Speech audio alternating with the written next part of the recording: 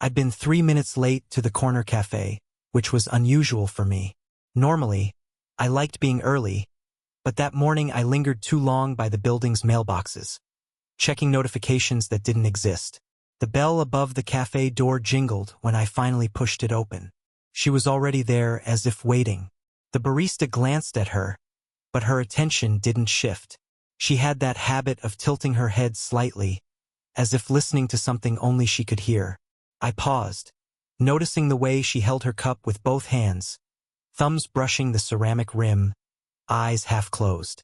Something about that quiet gesture made me slow down in my own rhythm, like I'd stepped into someone else's pause. Cleared my throat. Hi. Her eyes flicked up, and for a moment, I wasn't sure if she remembered me, or if she cared. Then her lips quirked, almost imperceptibly, and she nodded. Hey, she said. Her voice wasn't loud. It was just enough.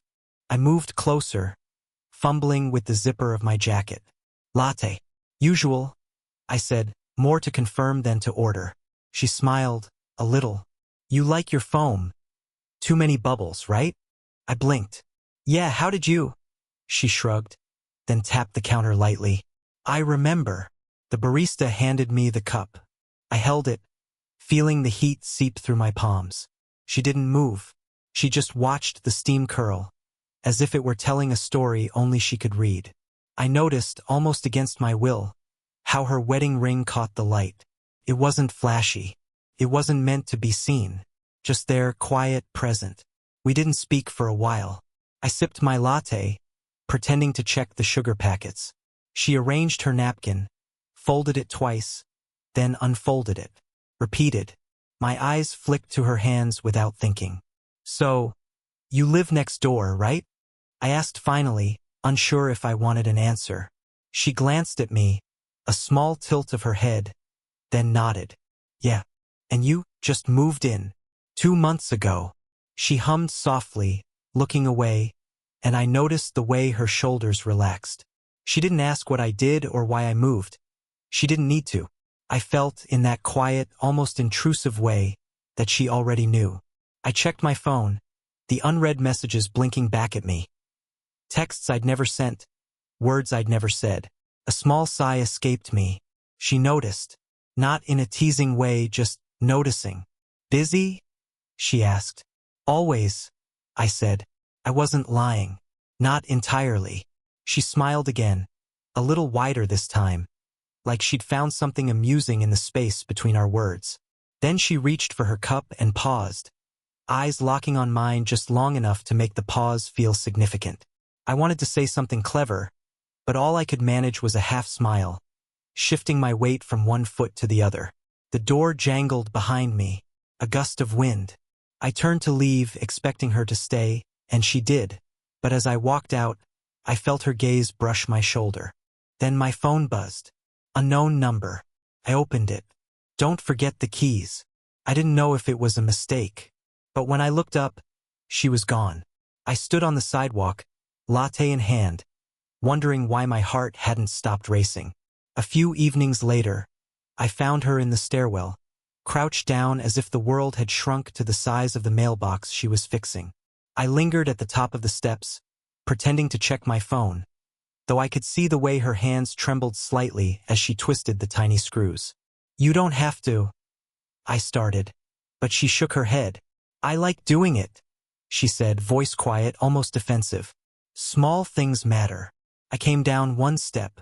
Need a hand? She hesitated just a fraction before nodding. I knelt beside her, our knees brushing. My fingers felt awkward, fumbling with the screwdriver she'd set aside, and I caught myself noticing how her wedding ring finger curved around the tool, the way her knuckles shifted. Did you live here long? I asked, keeping my tone casual, though my pulse thumped a little too loudly. Since before you were born, she said, and there was a trace of something else in her voice. Not pride, not nostalgia, just memory. She smiled faintly, eyes tracking my hands. I moved in right after my divorce. Thought I could start over without asking too much of anyone else. I swallowed. That tiny confession made the apartment feel warmer, more human somehow. I wanted to say something clever, but the words got stuck halfway. I imagined scenarios, her laughing at something small, leaning across the counter, the spaces between us charged and ordinary at the same time. I didn't realize, I murmured. She waved me off gently, eyes soft but firm. Doesn't matter. We're here now. We stood up together, brushing off our pants, and lingered in the narrow hallway. The silence wasn't uncomfortable. It was a presence. I could feel the weight of all the unspoken words, the small acknowledgement of each other's loneliness. "Tea?" she asked suddenly, nodding toward her apartment. It wasn't a question, really more of an invitation. Inside, she poured from a chipped mug, the steam rising in lazy curls. I fidgeted with my sleeve, aware of how close we were, aware of the gap in our lives. She handed me the cup, and for a brief second, our fingers touched. Light, almost accidental, but enough to leave a warm echo in my chest. "I never told anyone this," she said quietly, eyes fixed on the mug in her hands. "I used to think about leaving, not the building life, leaving everything behind, starting fresh. But then," she trailed off, a little smile tugging at her lips, "I stayed. Some habits are hard to break." I nodded, though my mind wandered, imagining those habits as invisible threads tying her to the apartment, to memories, to herself, and maybe, somehow, to me. We sat together in silence, sipping tea, watching the steam blur the room in soft gray lines. The clock ticked somewhere beyond the walls, but it didn't matter. I didn't speak. She didn't either. Yet everything between us had shifted. When I finally stood to leave, she reached out, brushing my arm. Not a handshake, not a pat, but the kind of touch that lingers in memory. I looked at her and she didn't look away. I don't know why that moment stayed with me. Maybe because it felt like someone finally saw me. I didn't expect to see her in the hallway that Thursday evening. The apartment smelled faintly of baked bread, though I hadn't heard an oven. She was kneeling again, this time sorting through a pile of mail. "Hey," I said, soft, careful. She looked up, startled, then quickly composed herself. "Hey," she replied, tone clipped, a little too precise. I stepped closer, though not too close. Something about the tilt of her shoulders told me she was bracing, not inviting. I realized I hadn't seen her this way before. A subtle wall, just high enough to feel. "You're quiet today," I said, fumbling with my hands. She shrugged, eyes scanning a letter. "Nothing interesting." I didn't believe her. She never was nothing interesting. But I also didn't press it. I leaned against the doorframe, watching her fingers shuffle through envelopes. Then came a sound, keys rattling downstairs. I tensed. She glanced toward the door, just for a second. That small hesitation made my chest tighten. A neighbor walked past, calling hello, and she straightened suddenly, smoothing her hair with a hand that didn't entirely succeed. I noticed the way her back stiffened. I wanted to reach out, but something, a self-imposed boundary, a flicker of doubt, stopped me. "You okay?" I asked, quieter than intended. "Yes," she said, but her eyes didn't meet mine. We lingered there, 2 paces apart, the mail between us feeling like a physical wall. I imagined leaning closer, letting my hand brush hers as she picked up a letter. Imagined her looking up, startled, our breaths catching together. Instead, I just shifted my weight, trying to look casual, though my heart was anything but. She finally looked up, caught my gaze for the briefest second. The moment stretched. I wanted to say something, maybe anything, but the words lodged somewhere in my throat.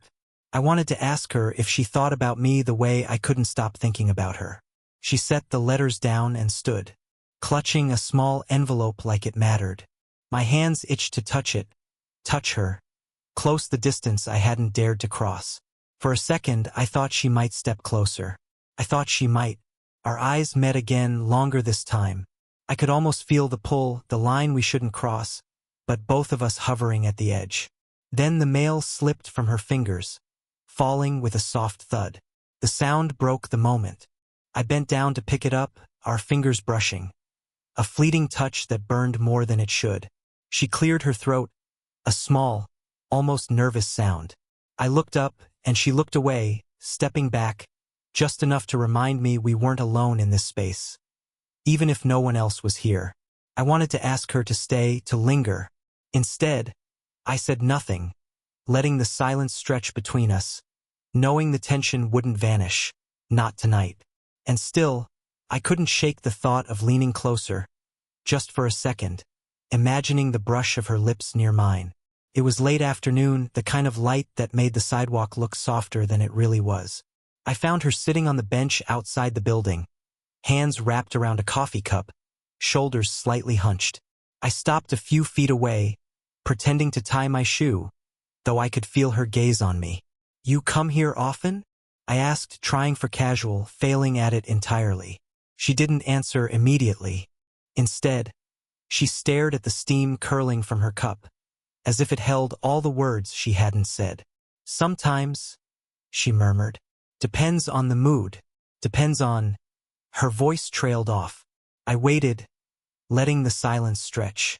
I wanted to sit beside her, but my feet stayed rooted. There was something fragile in the air, like a vase that had been bumped once too often. "I saw you with someone yesterday," I said finally, voice quieter than intended. She flinched, though barely. "It's nothing," she said, lips tight. "Nothing?" I asked, shifting my weight, feeling a sting of something I couldn't name. Jealousy? Fear? Desire? Maybe all three. She glanced at me, eyes soft but unreadable. I'm not who you think I am," she said slowly, words careful, measured. I wanted to laugh. Maybe, but the sound died in my throat. "I don't know what I think anymore," I admitted. My hands fidgeted with the strap of my backpack. "I just know. I like being around you, more than I should. And I don't know why." Her fingers trembled slightly as she sipped her coffee. I noticed the faint curl of her hair against her temple, the quiet tension in her jaw. She looked exposed, though she was the one who had been guarding herself all along. "Do you regret it?" I asked, a whisper almost. "Regret what? Meeting me? Letting me see you?" She didn't answer. Her gaze fell to the bench, tracing a line in the wood. I imagined all the thoughts racing behind her eyes, the careful consideration of boundaries, the weight of decisions she'd made before I ever existed in her world. I stepped closer, tentative, almost reckless. "I don't care," I said. "Not about anything else. Just—" My voice cracked. I swallowed. "Just this." She lifted her eyes then, caught mine, and I saw the flicker. A mix of desire and fear, longing and hesitation. Her hand twitched toward mine, but didn't reach. The space between us seemed smaller than it should have been, heavy with everything we hadn't said. For a moment I thought she might lean in, that we might finally cross the line we'd circled quietly for weeks. Instead, she breathed out softly, almost like a sigh I could feel. "Do you really want this?" Her voice trembled, not with certainty, but with the weight of the question itself. I froze, wanting to answer, needing to answer, but the words tangled in my throat.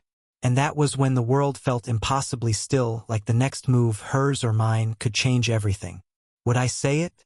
Could she? The light I showed up at her door a week later, coffee in hand, hoping for that same quiet warmth.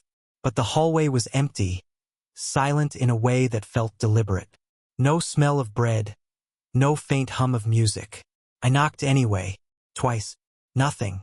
Her apartment light was dim, curtains drawn. A small envelope slid under the door caught my eye. I picked it up, fingers brushing the paper. My name was written in her neat script. Inside was a note, for lines. "I can't. Not now. Maybe later. Don't wait." I didn't move. The words felt like a door closing softly but firmly. I didn't feel angry. I didn't feel sad. I felt paused, like life forgot to finish the sentence. The next evening I tried again. I lingered in the stairwell, hoping to catch her returning, hoping for an accidental brush. She never appeared. I left a message on her phone. Short, careful, almost meaningless. "Coffee tomorrow?" It remained unsent. I stared at it for 10 minutes, then deleted it. Days passed. She was visible from the mailbox, once or twice, moving through the hallway with that measured stride that had once made me feel like I was intruding on a secret world. But she didn't acknowledge me. Not a glance. Not a nod. Nothing. I imagined explanations. She had a visitor, maybe a friend, maybe an ex. Someone from the life she hadn't shared with me. I imagined her laughing, or crying, or just pretending I didn't exist. My chest tightened with a mix of longing and guilt, because part of me understood why she might step back, and part of me hated that understanding. One afternoon, I saw her child's backpack near the door. I hadn't known. The hint of a life beyond my reach, suddenly so vivid. It made the previous week's near confessions and lingering touches feel both intimate and impossibly out of reach. I didn't call. I didn't knock. I walked past, pretending to check my phone, pretending I wasn't aching. But in the corner of my vision, I saw her at the window, silhouette framed by curtains. She didn't wave. She didn't look away. Just existed there, a quiet reminder of what I had almost had. I thought about going back, leaving a note, explaining myself, apologizing for whatever invisible boundary I had crossed. But I didn't. The hallway remained still. My shoes echoed against the floor, carrying me farther from her door, farther from what might have been. I sat on the bottom step, coffee growing cold in my hand, and realized I didn't feel heartbroken. I felt paused, like life forgot to finish the sentence. And somewhere behind that closed door, she existed, untouchable, inscrutable, and more present in my mind than she had ever been in real life. I found her in the kitchen, standing by the counter with a half-open window, letting the late afternoon light spill across the tiles. The smell of boiled pasta lingered, faint and domestic. She didn't turn when I entered, but I could feel her awareness, like a hum under the skin. I came by, I said, voice low, unsure. My hands were shoved in my pockets, gripping the edges of my jacket. She didn't answer immediately. She rinsed a fork in the sink, water dribbling over her knuckles. I wasn't expecting you, she said finally, neutral but not cold. I know. I stepped closer, slow, every movement measured. I stopped. Words tangled, caught somewhere between desire and guilt. I didn't know how to. I wanted to explain. Her shoulders shifted slightly, a small, almost imperceptible sigh. She placed the fork down and looked at me. Really looked, like she'd been waiting, or maybe hoping, for me to take the first step. I don't know if you should, she said, quiet, almost a whisper. I nodded, understanding more than the words conveyed. And still I spoke because staying silent had cost me too much already. I can't pretend I don't care. About you. About this. My hands twitched, useless, fidgeting at the seams of my sleeves. She didn't flinch, didn't pull away, just watched, the faintest crease at the corner of her eyes, a mixture of patience and caution. I'm not sure what this is, I continued, or what it should be, but I know I like being with you, and I don't know what to do with that except tell you. She tilted her head, letting the words settle in the small kitchen, in the quiet between them. You don't have to decide anything now, she said finally, tone soft, measured. We can just... Her hand hovered over the counter, fingers brushing against mine accidentally. A light, human contact that said everything without naming it. Exist here, for a while. I exhaled, the tension in my shoulders loosening just a fraction. The edge of fear, of what could be lost, softened. I let myself stay, let the silence speak for both of us. Her eyes met mine, lingering, steady, and in that glance, there was acknowledgement. Not promise, not claim, just acknowledgement. I smiled quietly, because words weren't enough and maybe weren't needed. She returned it, slow, almost imperceptible, but enough. I reached out, hand brushing hers fully this time, not holding, not gripping, just touch. Enough to mark the space we shared, the risk we had taken simply by being present. Okay, she murmured. I nodded. Okay. And for a few moments we stayed there, two people in a kitchen. The world outside paused, letting us exist in the small, fragile bubble of understanding and quiet trust. Shifted across the bench, and I realized I didn't know what would happen next. Weeks passed. Nothing dramatic, nothing staged. The stairwell still smelled faintly of old wood and polish. The morning sunlight hit the apartment door at exactly 8:47 a.m., just as it always had, and we shared a small nod as I passed her on my way out, coffee in hand. Black, like she always took it when she didn't have time to wait for milk. Some afternoons we returned to the bench outside the building, lingering over tea, letting the city hum around us without filling the spaces between. Conversations started to feel lighter, easier. Jokes that weren't sharp, silence that wasn't heavy. She taught me small things, how to fold a napkin just so, the right way to angle a mug so the steam doesn't burn your fingers. I taught her mine. How to carry groceries without juggling too much, the way a door clicks shut when you leave too quickly. Little habits, trivial and grounding, became markers of our time together. I remembered the week she pulled away, leaving me paused, uncertain. That pause became a shared memory, quietly acknowledged with a glance or a sigh. A reminder that life sometimes forgets to finish the sentence, but we could finish it ourselves. The hallway felt warmer now, the way her presence made it subtly brighter. I sometimes caught her tracing the edge of a countertop or tapping a spoon against her mug and thought about all the near moments that had led here. The letters, the missed calls, the brushes of fingertips. We never made grand proclamations. No dramatic, "I love you." No declarations. Just the quiet understanding that our lives had found their way into one another's carefully, deliberately. One evening, she leaned back in the kitchen chair, cup cradled in both hands. I caught her eye and smiled. She returned it slowly, a half-smile that was both familiar and new. "Okay," she said. "Okay," I replied. It felt like the world had always known this would happen. Not loudly, not perfectly, just quietly, in the small, repeated rhythms of everyday life.